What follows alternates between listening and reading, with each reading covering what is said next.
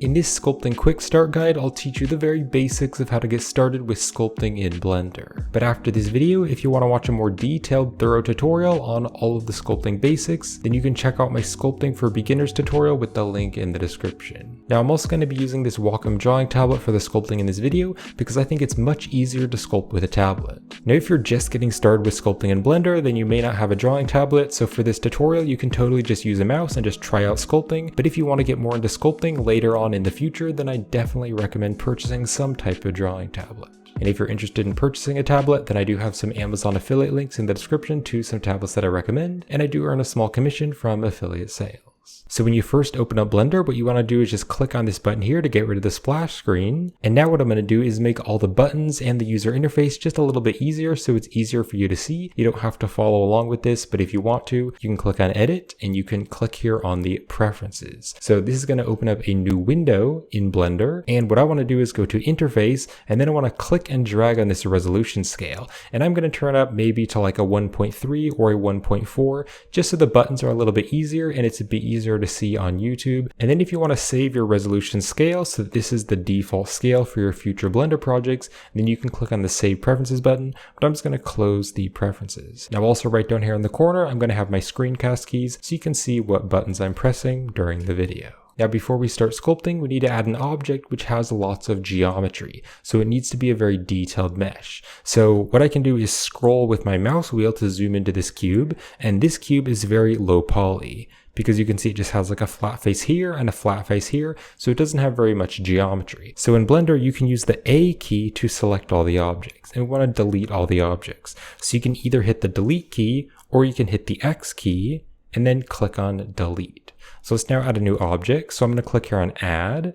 And so what we want to do is we want to go to mesh here. We don't want to add the other objects. We want to go to a mesh object. And what I like to do for sculpting is I like to add an icosphere. So I'm going to click on icosphere. And then I can use my scroll wheel to kind of zoom into it. So you can see an icosphere kind of has these triangle faces, but it's a nice round sphere. Now you can see here on the edges, it's a little bit sharp. So I want to make the resolution higher. So right behind me, you can see right after you add the icosphere, there's this little add icosphere button, and I'm going to click on this to open it up. And so right here, there are subdivisions, so you can click on the arrows to add more and less subdivision. Now, I definitely would recommend not turning this up too high, because if you turn it up too high, it's going to be such a detailed mesh that it's going to start to lag Blender. So I'm going to turn the resolution, or the subdivision here, to 6. So it's a pretty smooth icosphere. And then I can click here to close the add icosphere settings. I'm just going to click and drag and make the timeline smaller. So now we want to sculpt this mesh, but to sculpt the mesh, we need to go into a mode for sculpting. Now, right now we are in object mode. If you look right here, up here, you can see it says object mode. There's also edit mode to like do box modeling and edit the topology of the mesh. And then there's also sculpt mode. So you can just click right here on sculpt mode and that'll go into sculpt mode.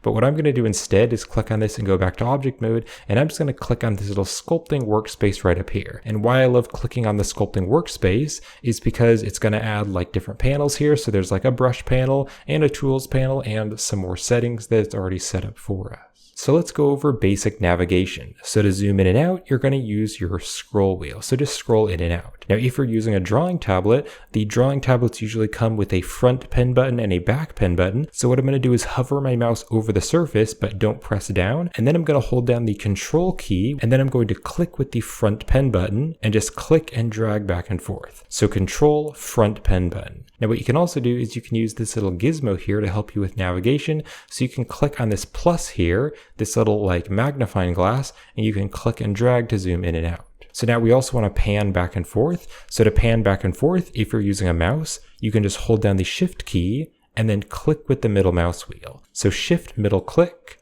and you can pan around. So that's very useful. Now, if you're using a drawing tablet, you're going to hold down the shift key and then click with your front pen button and just drag your pen hovering over the tablet surface. Now also to pan, you can go up here to the gizmo and you can click on that little hand icon and you can click and drag, and that's going to also pan around. So now we also want to orbit. So we want to basically rotate our view around. So if you're using a mouse, you can just click down with the middle mouse wheel and then move around to orbit. And if you're using a drawing tablet, you're just going to click down with the front pen button and just hover the pen over the tablet to orbit around. And also, another way you can orbit is by clicking right up here on this circle with this little gizmo, and you can drag this around to orbit.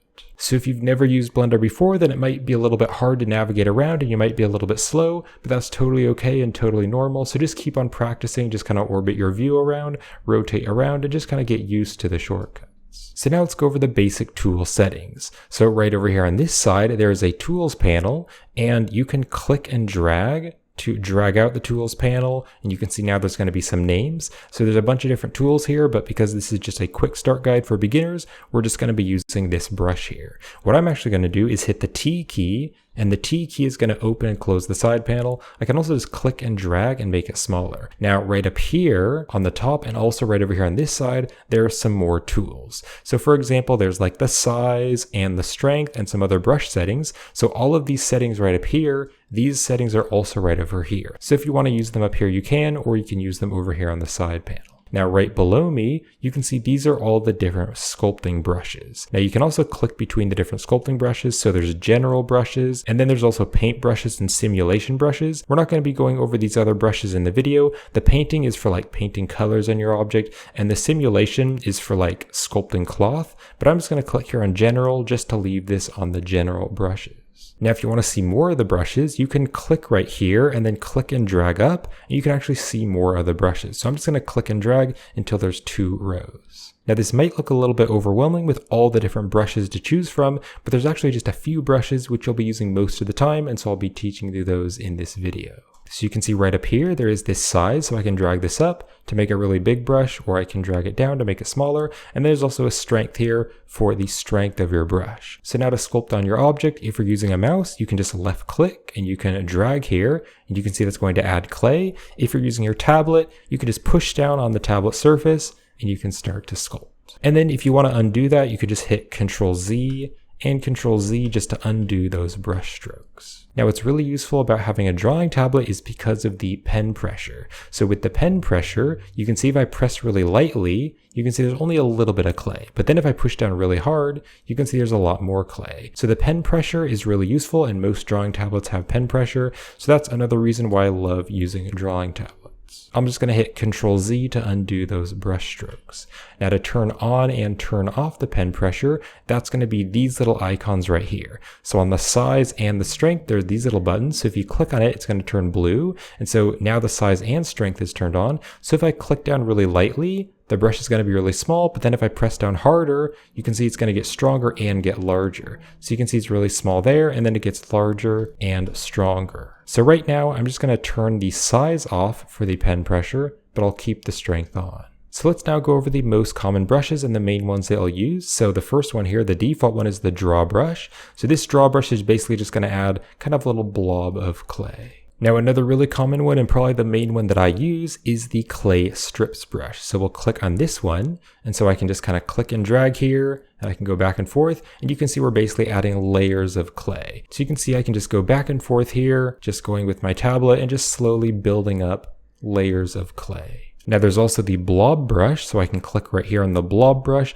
and this is kind of similar to the draw brush, but you can see just making a nice blob. It's good for kind of inflating things. Now as well as the blob brush, there also is an inflate brush. So if I click on the inflate brush, that's just going to make everything larger and basically inflate it. So you can see that's already kind of round right there. So because I'm going along here, it's basically inflating it and making it even more blobby. So another pretty useful brush. Now there's also 2 main brushes to crease or to sharpen the mesh. So they are right here. So there is a crease polish and there is a crease sharp. So the crease polish, that's going to be a crease, but it's not going to be quite as strong. So if I go along here, you can see it's basically creasing it in. And so you can see we're kind of sharpening that up there. And now you can see we have a nice crease there. Or if I change this to the crease sharp brush, this is going to do a similar thing, but it's going to be a lot stronger. So you can see how strong that is. So it's pushing back in the mesh a lot stronger.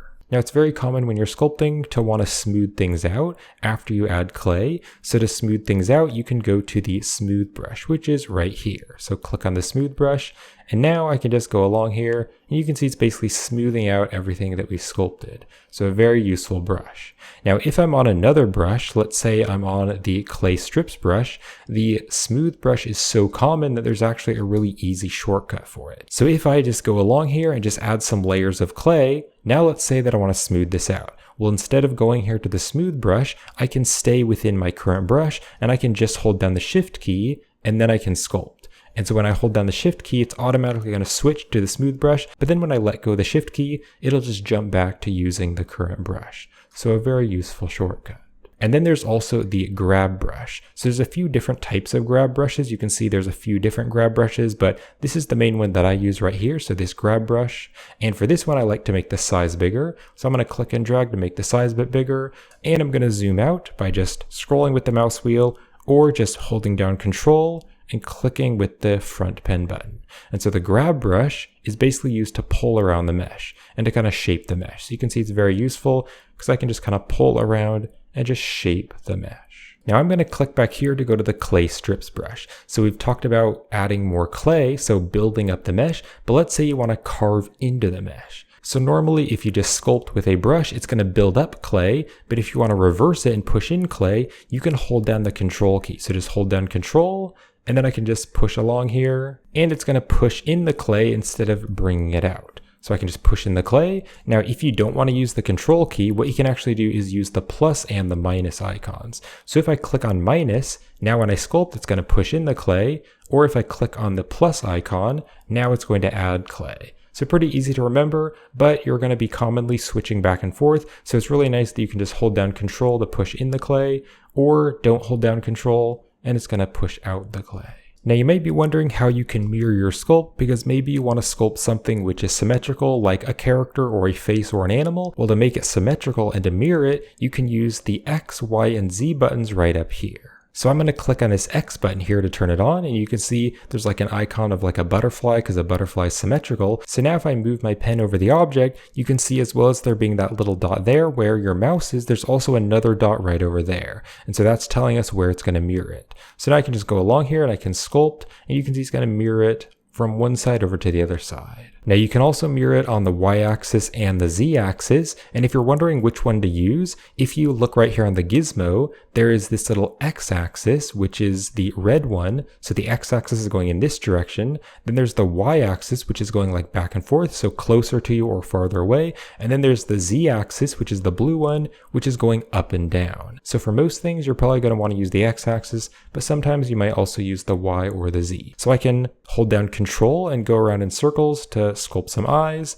Then I can go right here in the center and bring out a nose. And then I can like hold down the Control key and sculpt in to bring out a mouth. So the symmetry is very useful. Now if I continue to sculpt a lot, you can see the mesh is starting to get a bit low resolution. So you might want to make the resolution higher where you're sculpting. So to do that, you can use the Remesh feature. So to use the Remesh feature, you can press the R key. So press R and you can see that there's basically going to be a grid here, and so that's the preview of the resolution. So you can now drag your mouse or drag your pen, and you can make it bigger and smaller. So what I'm going to do is drag down so that there is a bit more of that grid. And then to get rid of this grid, you can just click down to confirm that.